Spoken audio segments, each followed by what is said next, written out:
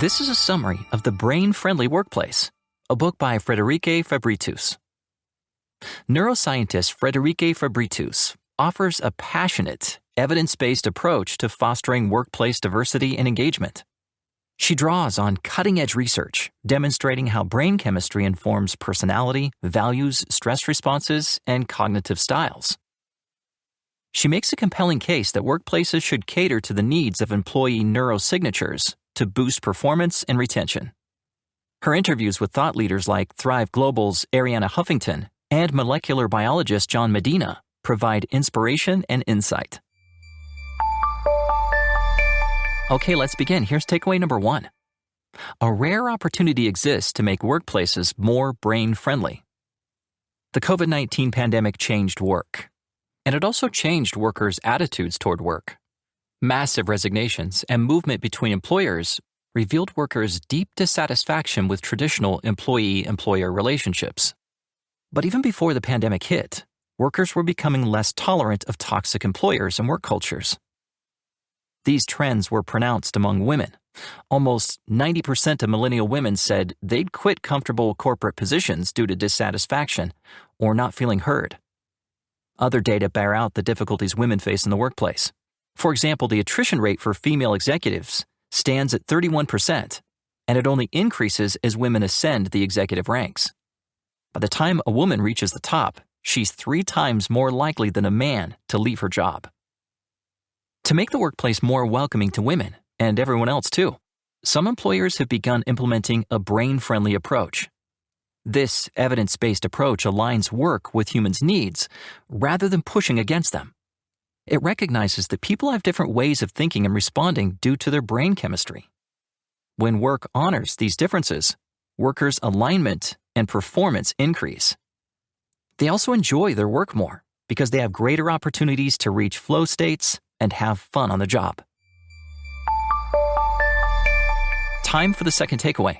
Don't try to change employees to fit an inhospitable environment. Change the workplace. The history of women in the workplace illustrates the fact that trying to change people doesn't work. Years ago, leaders hoped to address workplace gender issues by making women more like men. Women were encouraged to shake hands more firmly, deepen their voices, take more aggressive stances, and so forth. Even today, organizations still try to shoehorn women into work patterns that don't work for them, including excessive amounts of travel, long hours, and constant stress. As of 2021, a full 25% of American women said they intended to downsize their careers or quit working entirely, primarily because corporate America has failed to make reasonable accommodations for women's responsibilities and needs outside work. Unconscious bias training for men has also failed. Again, this type of training represents a misguided attempt to change people rather than the environment. Indeed, the $8 billion that American organizations spend on diversity training each year appears to have no effect on average, according to a Harvard study. If anything, diversity training programs have created negative effects, leaving men resentful and often less comfortable in their interactions with women after the training than before.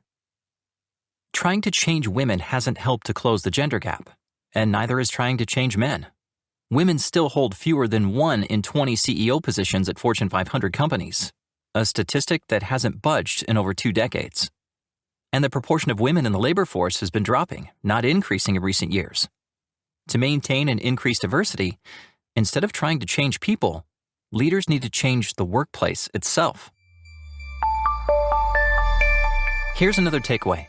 Brain chemistry shapes people's personalities, values, and cognitive styles. The neurologist Helen Fisher was working with Match.com when she undertook a massive study to find out how brain activity might affect people's choice of mates. By combining personality questionnaires with brain scanning, Fisher confirmed that brain chemistry has links to personality traits. Specifically, 4 chemical systems correlate with specific personality characteristics. A conclusion found to hold true not only for humans, but for monkeys, doves, and even lizards as well. The 4 chemicals exist in every brain, of course, but each individual has 1 or more dominant systems, creating a neurosignature, and it shows in their personality, values, and cognitive style. The 4 chemical systems are, first, dopamine. People whose dopamine system dominates tend to seek excitement, dislike details and routine, and bore easily. They have high levels of curiosity and energy. Second, serotonin. When serotonin dominates, a person tends to love details and structure, seek safety, and find comfort in routine. These individuals tend to be reliable and loyal. Third, testosterone. High testosterone individuals speak directly, make intense demands on themselves and others, take risks, and practice systems thinking, solving problems step by step according to the rules. And finally, estrogen and oxytocin. High estrogen individuals tend to value feelings, relationships, trust, and inclusion, and to be comfortable with lateral thinking, looking at an issue from multiple perspectives to gain insight. Now let's hear the fourth takeaway. Employers need to close the workplace neuro gap by fostering diversity of thought. No one neurosignature has more advantages than the others, but problems can arise in the workplace when a single brain signature dominates a team or group. Executive suites often lack thought diversity because men with high dopamine or testosterone signatures dominate. This dearth of diversity costs companies the advantages of mixing cautious people with risk takers, linear thinkers with lateral thinkers, and executives who value activity with those who prioritize relationships. The neuro gap that exists across corporate America has close links to stress. Corporate cultures often favor people who have neurosignatures that help them tolerate or even thrive amid stress. That same neuro gap hampers gender and thought diversity because people with other neurosignatures don't function well amid stress. In contrast, brain-friendly workplaces offer programs and benefits that appeal to a broad range of employees, and their leadership comprises people of varying brain signatures. These workplaces accommodate a wide set of needs and enjoy greater diversity and lower attrition as a result. To increase thought diversity, leaders should set aside the unscientific, albeit widely used Myers-Briggs assessment, and adopt the Fisher Temperament Inventory, FTI, instead. Determine employees' personalities by assessing where they land on the FTI scale, which reflects the relative levels of the 4 neurochemicals. Assemble teams of varying neurosignatures and foster psychological safety to avoid groupthink and encourage healthy dissent, creative conflict, and idea sharing. Time for the next takeaway, number 5. To make the workplace more friendly to all neurosignatures, place a focus on outcomes, not face time. In 1914, auto manufacturer Henry Ford doubled his factory workers' pay and cut their hours. Productivity soared, and soon Ford owned almost 2/3 of the entire automobile market. In 1926, Ford became the first workplace in the United States to offer 5-day, 40-hour work weeks. More recent experiments with shorter days and shorter weeks have resulted in more engaged and productive workers who get the same or more work done in 5 hours instead of 8, or in 4 days instead of 5.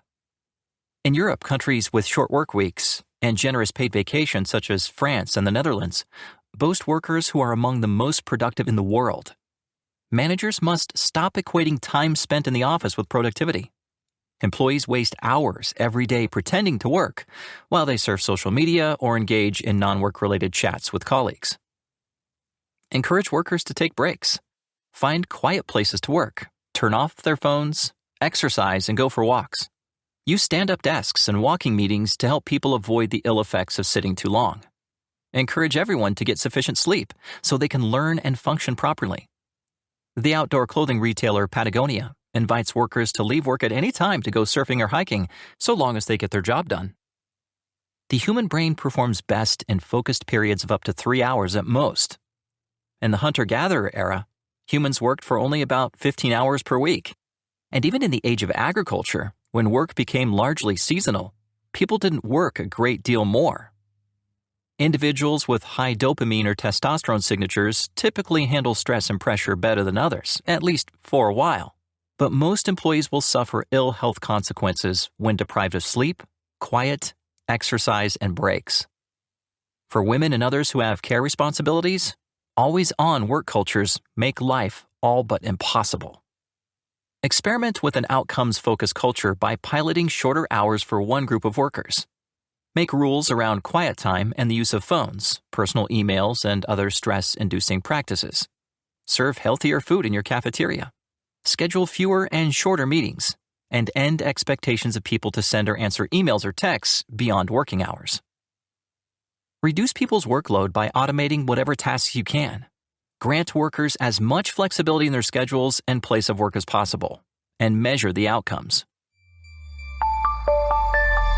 We've now reached the sixth takeaway. To facilitate peak performance, tailor workplace experiences to individual neurosignatures. You've probably experienced a state of peak performance when you achieved sharp focus and accomplished a great deal. This flow state might seem mysterious, but you can take steps to put yourself and others into flow. First, engage people in their work by making it fun. Shake things up. Rather than death by PowerPoint, use demonstrations. Introduce surprise as much as you can. Make meetings short to help keep boredom at bay. Encourage optimism and laughter. For your own part, make sure you find interesting work and that you work for an organization that appeals to your sense of fun and novelty. Give yourself and others challenges that stretch your and their abilities and interest just enough to incite a little fear and stress. This low level of stress releases norepinephrine, exciting the brain and getting you going. Take care not to make challenges too great, though, or you might produce excessive stress, resulting in performance-eroding anxiety. Depending on their neurosignature, some people might need more stress to get into flow than others. Experiment to find the right amount of stress. Next, get the element of focus right. Today, smartphones probably present the biggest barrier to focus, so put them away. Set aside time for quiet, solo work and for rest. Give people meaningful work, and enough of it to stave off boredom, which also causes stress. Encourage people to say no to work or assignments when they feel maxed out. Okay, let's move on. Here's the seventh takeaway. Boost oxytocin by helping employees feel they belong. Brain-friendly workplaces recognize people's psychological needs for belonging, trust, and connection. Maslow's famous hierarchy of needs gets it wrong. The human need for belonging should sit at the base of the pyramid, even before food, shelter, and physical safety. People think about their relationships constantly, and they fear ostracism more than almost anything else.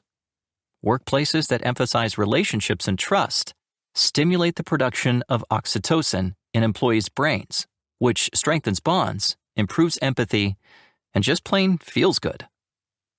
To build strong relationships, ensure you hold meetings in person at least some of the time, and schedule non-work activities that allow people to share excitement, such as going rafting together. Set positive relationship habits from the get-go, such as punctuality and honesty. Praise people much more than you criticize them, and foster an environment of tolerance for mistakes and imperfection. Treat everyone fairly. Here's takeaway number 8. Cater to both introverts and extroverts. Introversion and extroversion have less to do with being reserved or outgoing than with motivation, attitudes toward rewards and recognition, and responses to social gatherings. Extroverts tend to prefer extrinsic rewards and recognition, and they draw energy from being around other people. Introverts tend to draw their motivation from within and to feel drained after social gatherings. Most people fall somewhere in the middle of the introvert-extrovert continuum, rather than at the extreme ends. But the American workplace generally favors those who lean toward extroversion. However, introverts do just as well when they get the opportunity to lead. Think Bill Gates and Abraham Lincoln. Try to attract both introverts and extroverts, and design the workplace to cater to each. Give introverts privacy and respect their preferences for quiet alone time and closed doors, for email and text communications over calls, and for shorter meetings. When you do, you'll more likely attract hard workers who tend to work solo and who think more, are more conscientious, and often prove more gifted than extroverts. Now for the 9th and final takeaway. Increase gender and thought diversity by making working life easier for parents. The American workplace has too often turned a blind eye to the needs of parents. By instead allowing flexibility, offering generous leave, and focusing on outcomes, brain-friendly workplaces attract and keep men and women who wish to play a significant role in raising their children. Women especially often feel tremendous guilt and stress when work separates them from their young children. They have reason to. Children in the United States and other developed countries today are suffering more stress, depression, and ill health than children in less developed countries. In the absence of close parenting, they're spending their time on social media and playing video games. Employers should offer flexible work, generous parental leave, childcare assistance, and workspaces located close to where parents live. Parents can reduce their stress by practicing alloparenting, where friends and relatives share the work of raising children. Fathers should insist on being able to spend more time with their children. That was a summary of The Brain-Friendly Workplace, a book by Friederike Fabritius. Let's recap the 9 takeaways. Takeaway number 1. A rare opportunity exists to make workplaces more brain-friendly. Takeaway 2. Don't try to change employees to fit an inhospitable environment. Change the workplace. Takeaway 3. Brain chemistry shapes people's personalities, values, and cognitive styles. The 4th takeaway. Employers need to close the workplace neuro gap by fostering diversity of thought. Takeaway 5. To make the workplace more friendly to all neurosignatures, place a focus on outcomes, not face time. Takeaway number 6. To facilitate peak performance, tailor workplace experiences to individual neurosignatures. Takeaway 7. Boost oxytocin by helping employees feel they belong. Takeaway number 8. Cater to both introverts and extroverts. And the final takeaway. Increase gender and thought diversity by making working life easier for parents.